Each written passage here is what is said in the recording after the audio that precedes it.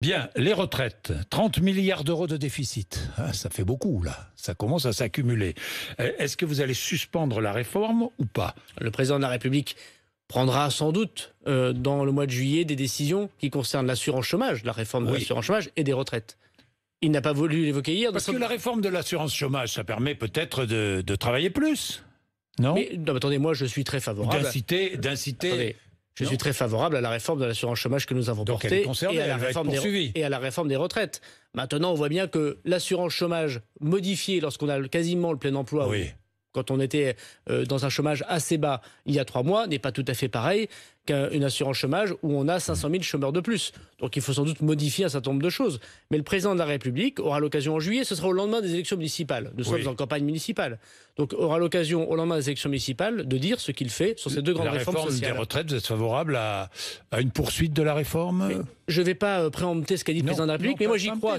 Moi j'y crois à cette réforme des retraites. Donc vous la défendez? Que des agriculteurs de ma circonscription de Tourcoing aient 1 000 euros par mois, je pense que c'est une grande justice sociale.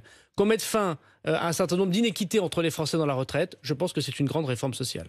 Bien, le Ségur de la santé, est-ce que l'État a les moyens d'augmenter les infirmières et infirmiers de 300 euros par mois?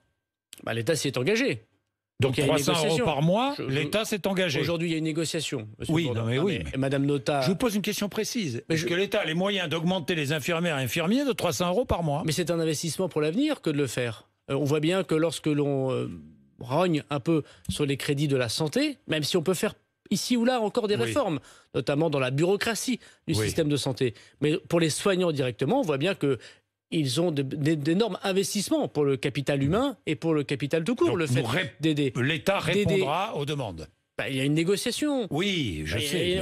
Sur plusieurs points. Monsieur Bourdin, depuis 3 ans que je suis membre du gouvernement, vous me dites, vous décidez trop vite, trop de paris, trop rapidement, sans discuter. Puis quand je vous dis il y a une négociation, c'est décentralisé, vous me dites, alors répondez. Moi, je ne veux pas le résultat de la négociation avant la fin. Gérald Darmanin, je vous dis simplement, est-ce que l'État a les moyens d'augmenter les infirmières et infirmiers de 300 euros? M'avez dit oui. Il faut faire des choix. Et le choix qui a été fait. Heureux pour eux. Mais monsieur Bourdin, le choix qui a été fait, heureux pour nous. Heureux pour nous, le choix qui a été fait par le président de la République, c'est un choix courageux.